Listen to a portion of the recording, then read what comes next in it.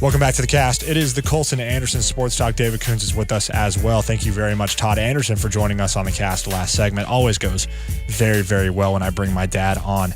But right now we're talking about Russell Wilson. He signed a 4-year, $140 million extension with the Seattle Seahawks a couple days ago, which included a $65 million signing bonus. It is the biggest signing bonus in the history of the NFL. And right now, his average base salary is $35 million. Now, this takes Russell Wilson all the way to his age 35 season. And in my opinion, I go back and forth on this contract. First of all, the length of the contract is perfect. Absolutely perfect, because Russell Wilson still has 5 more years of solid football in him, and that's the length of his contract. In 2024, Russell Wilson's going to be 35, and by then, right, his game is probably going to fall off a little bit. The Seahawks won't be on the books for an aging superstar, which in the NFL, it's a bit different because you can cut somebody and not have to honor that money anymore. But still, you don't want somebody who's a black hole to your franchise the way Miguel Cabrera is to the Detroit Tigers, the way Kobe Bryant was to the Los Angeles Lakers. You don't want that in football. And when I look at the length of this deal, I really like what I'm seeing in terms of this contract is going to expire as Russell Wilson turns 35. The money, though, in my opinion, is a little bit curious for this reason. I don't know if I can really justify him being the highest paid quarterback in the NFL, because he is probably the 6th best quarterback in the NFL. If I had to start a team today, Russell Wilson would not be my first, second, third, or fourth choice. When we talk about quarterbacks getting money, though, dollar amount doesn't at all equate to quarterback ability. Those two things do not correlate at all. What the money value tells you is how desperate a team is, right? When we look at Kirk Cousins getting huge money, that's not because Kirk Cousins is a top 3 quarterback. It's because the Minnesota Vikings are a top 3 desperate team. When we look at the Falcons, it's because the Falcons are desperate.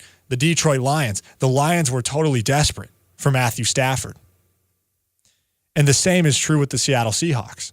The Seahawks are desperate for Russell Wilson, which is weird because they waited a long time to sign him to this deal, right? They could have signed him to an extension right when their season ended. You can't talk to Russell Wilson about contract during the season, and I totally respect that. But the Seahawks had 3 months to get this done. Russell Wilson gives them a hard deadline, says, I'm not signing after this date. Ends up signing right on the deadline. I don't know why the Seattle Seahawks played this situation the way they did. First of all, if they wanted to sign Russell Wilson, why didn't they do it 2 months ago? Why did they wait for him to play hardball?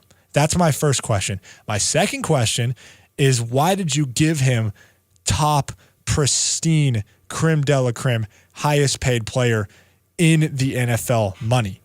Why not? Well, first of all, I don't think he's worth being the highest paid player in the NFL. Yes, he is great. Yes, he is a borderline, if not future Hall of Famer.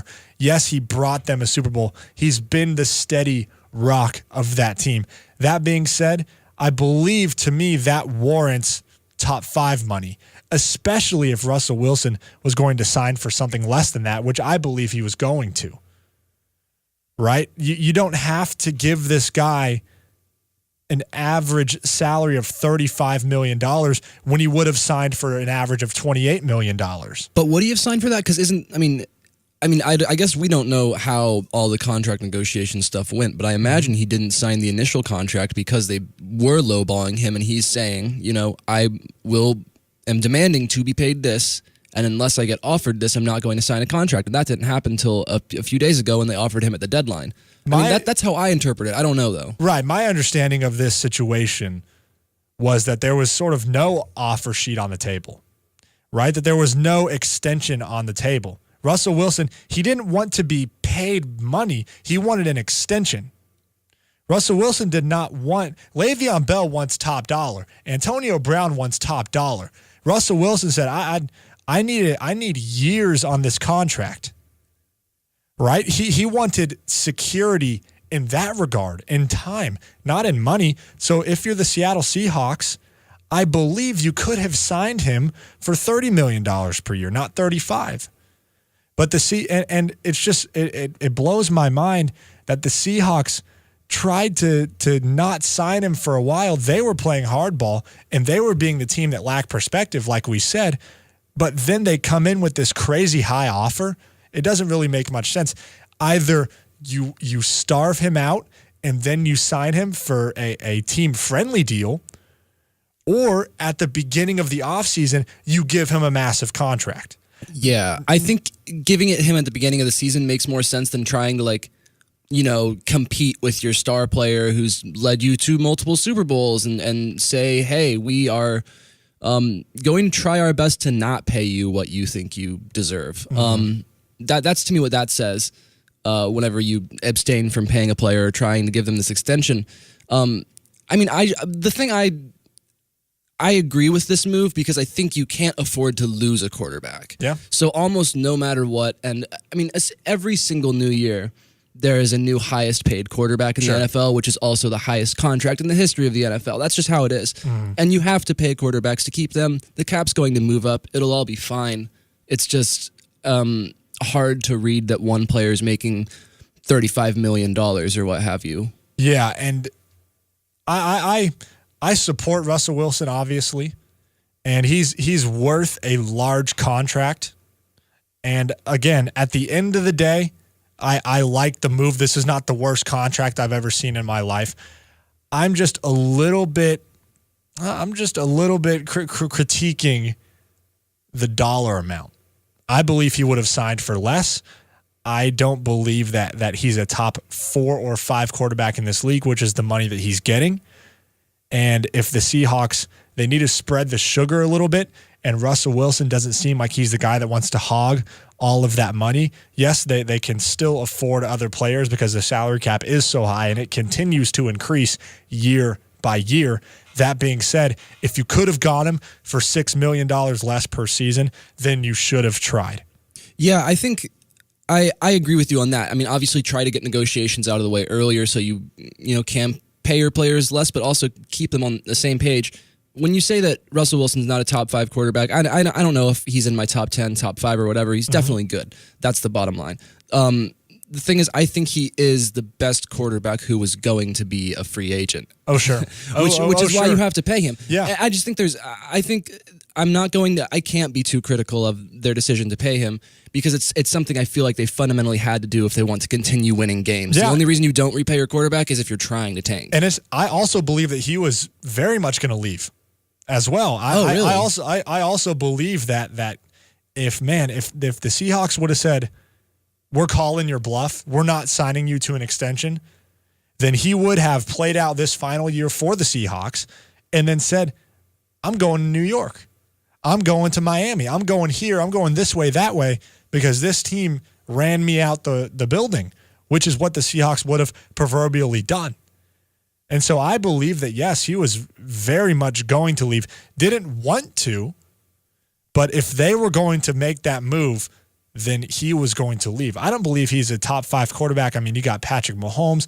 Andrew Luck has come back from injury and played an amazing season. Jared Goff, poor Super Bowl, but I still trust him going forward. And then obviously you have guys. I mean, there are just too many really good quarterbacks in this league. Deshaun Watson's really good. Baker Mayfield can have an incredible career as well. Tom Brady, Aaron Rodgers. I mean, that's heresy not mentioning Aaron Rodgers earlier in that list. And so there are just so many great quarterbacks. But what does this mean for all the other quarterbacks coming up? What does this mean for mostly Dak Prescott, who's in the same exact situation as Russell Wilson? He's headed into the final year of his deal and can sign an extension. What does this mean for him? What does it mean for Patrick Mahomes if the Chiefs are like, let's lock this guy up for long-term early in his career? What does this mean for Jared Goff? What does this mean for other quarterbacks? And it means a lot of good news because everybody knows that Russell Wilson is not the best or second best or third best quarterback in this league. You don't have to be a top 3 quarterback to get top 1 money. Yeah, I mean, Matt Stafford did it last year, right? I think a couple years ago. Yeah. Matt Ryan, I think, was the one that signed it last correct, year yeah. for crazy amounts.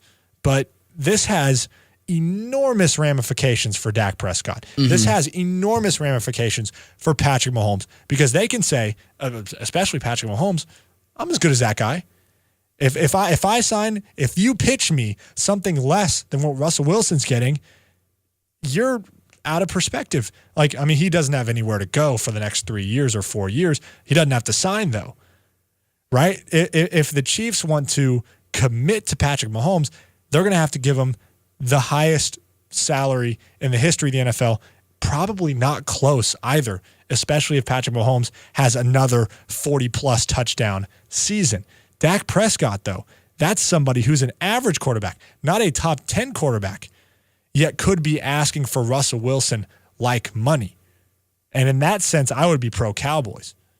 I'd be like, no way. I would too. No, I mean, with Dak? Way. Yes, with Dak. Dak is average. He's the Mendoza line of quarterbacks in the NFL. I enjoy Dak. I like to see Dak succeed. Obviously, I root for Dak. That being said, I know what Dak is. Like I would rather have Derek Carr. I think I'd rather have Mitch Trubisky too. I'd rather have Carson Wentz. I'd even rather have Baker Mayfield. I'd rather have Dwayne Haskins. I'd rather have a lot of these guys that project better than Dak Prescott. And so when the Cowboys come to Dak Prescott, they better be coming with a team-friendly contract, especially since they have Zeke Elliott. They have a lot of guys on the defensive end that they need to keep. And by the way, they just paid DeMarcus Lawrence. There's not going to be enough money to come around to keep all of those guys, and they better come right with Dak Prescott. But this Russell Wilson contract is what we're talking about, and this Russell Wilson contract has enormous ramifications all around the NFL. Coming up next, it is Rapid Fire with David Kunz. Stay with us. It's The Cast.